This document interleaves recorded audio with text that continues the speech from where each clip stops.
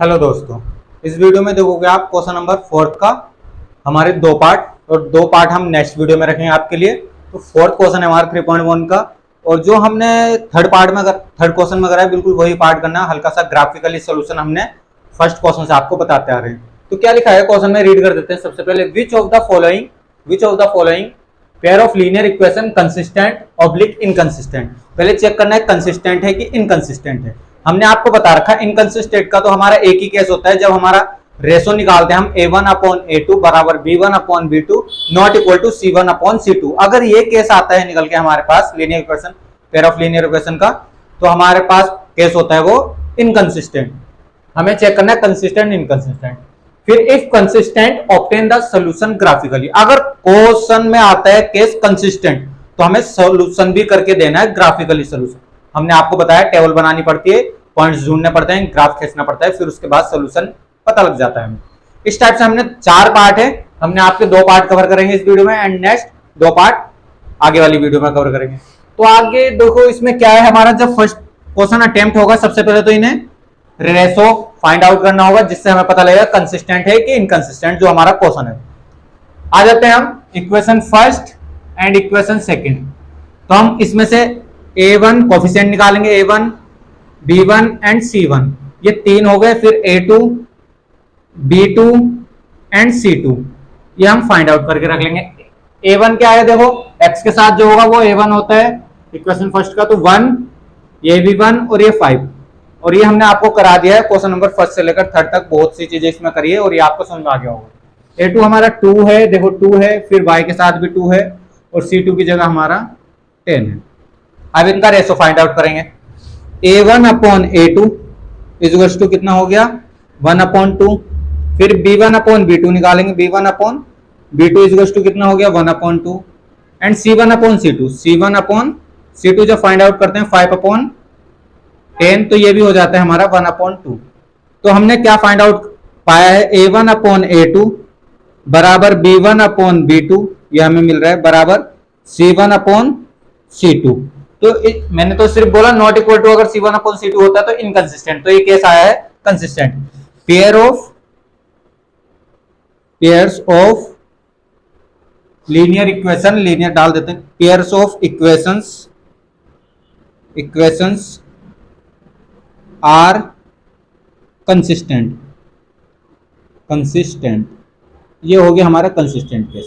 अब हमें इसको सॉल्व करना है ग्राफिकली सॉल्व करने के लिए हमारा फ्रॉम इक्वेशन फर्स्ट लिखेंगे, फ्रॉम इक्वेशन।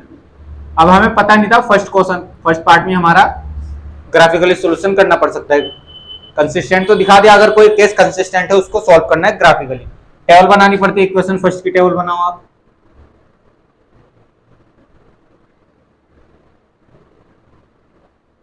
x हो गया और ये y हो गया। अब देखो हमारा पहला केस रहता है x बराबर 0 ले लो और y बराबर 5 निकल का है, और y बराबर 0 ले लो एक बार और x बराबर 5।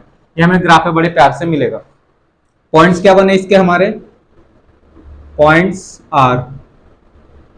आर हमारा 0,5 एंड 5,0, ये हमारे पास पॉइंट आए। फ्रॉम इक्वेशन सेकंड का भी यही निकाल दो, स्पेस कम है हमारे पास। फ्रॉम इक्वेशन सेकंड तो टेबल बनेगी यहां भी।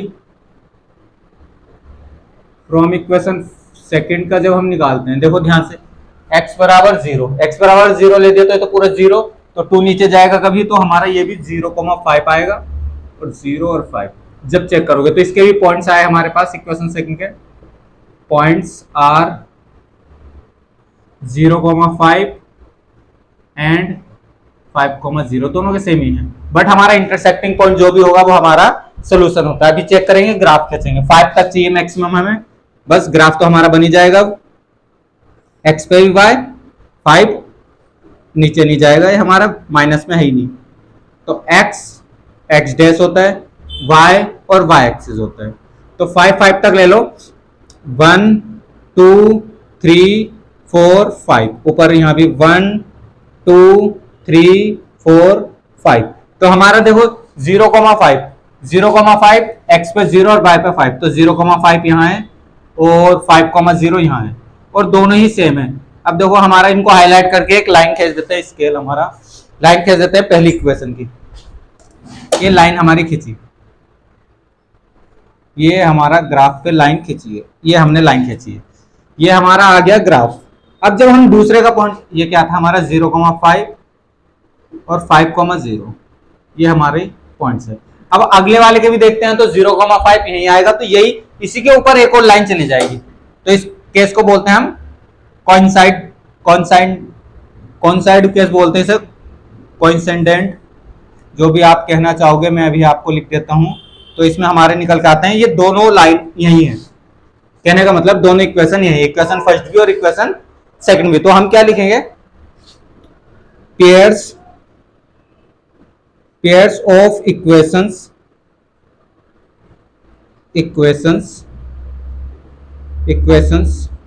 Are coincident.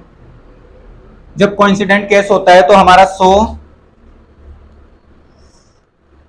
Pairs of equations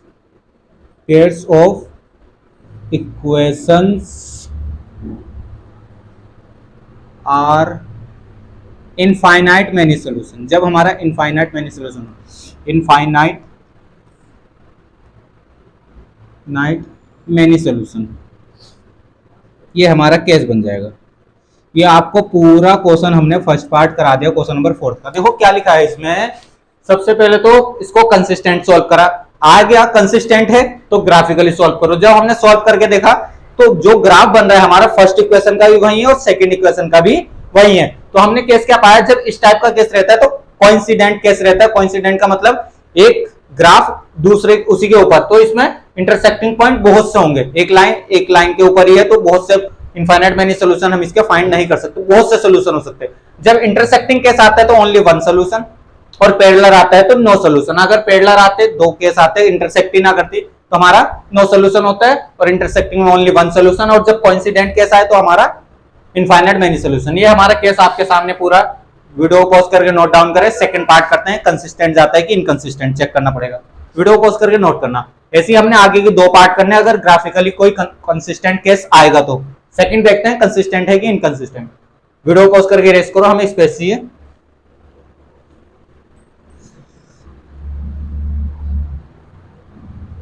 ये हमारा क्वेश्चन नंबर पार्ट हमारा आ गया 4th का सेकंड पार्ट करेंगे। ये पूरा इरेज कर देते हैं, आप नोट कर लेना वीडियो पॉज करके।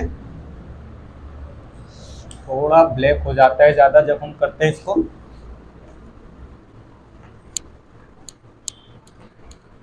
बहुत इजी क्वेश्चन है, बस आप स्टेप बाय स्टेप देखते रहना। कंसिस्टेंट और इनकंसिस्टेंट हम क्वेश्चन नंबर 3 में सिखा चुके हैं। अब देखो सेकंड में x की जगह 1 हो गया, फिर यहाँ -1 हो गया, और ये फिर हमारा 3 हो गया, -3 हो गया एंड 16 हो गया। अब निकालेंगे a1/a2 b1/b2। a1/a2 लाएंगे हम, a1/a2 क्या होता है, 1/3 कर देंगे इसको, 1/3। फिर b1/b2 -1/-3, तो माइनस से माइनस कैंसिल हो जाएगा, तो इज इक्वल्स टू 1/3। c1/c2 लाएंगे, c1/c2, जब इसको करते हैं 8/16, तो जब ये सॉल्व होएगा 8 से कैंसिल हो रहा है, 8 1 जा 8, 8 2 जा 16। तो हम केस क्या पाते हैं, देखो a1/a2 बराबर b1/b2 आ रहा है, देखो 1/3 not equal to c1/c2 because c1/c2 की वैल्यू क्या है, 1/2। तो हमारा एक केस आता है इनकंसिस्टेंट, तो बस हमारा इनकंसिस्टेंट हो जाएगा, इनकंसिस्टेंट। तो यही हमें प्रूफ करना था। अगर केस हमारा इनकंसिस्टेंट आता है तो क्वेश्चन वहीं ब्रेक लग जाएगा। पहले तो चेक करना है कंसिस्टेंट और इनकंसिस्टेंट, और इनकंसिस्टेंट आ गया तो हमारा क्वेश्चन वहीं रुक जाता है। अगर कंसिस्टेंट केस आ रहा है तो उसका सोल्यूशन निकालो ग्राफिकली, जैसे कि हमने पहले पार्ट में करा था। दो इनकंसिस्टेंट केस का सिर्फ एक ही रूल है, a1/a2 बराबर b1/b2 not equal to c1/c2। अगर ये हम फाइंड आउट करते हैं तो ये हमारा इनकंसिस्टेंट का केस रहता है। बाकी वीडियो पॉज करके नोट करना, 2 पार्ट हो चुके हैं, 2 पार्ट हम नेक्स्ट वीडियो में रखते हैं। आज के लिए धन्यवाद।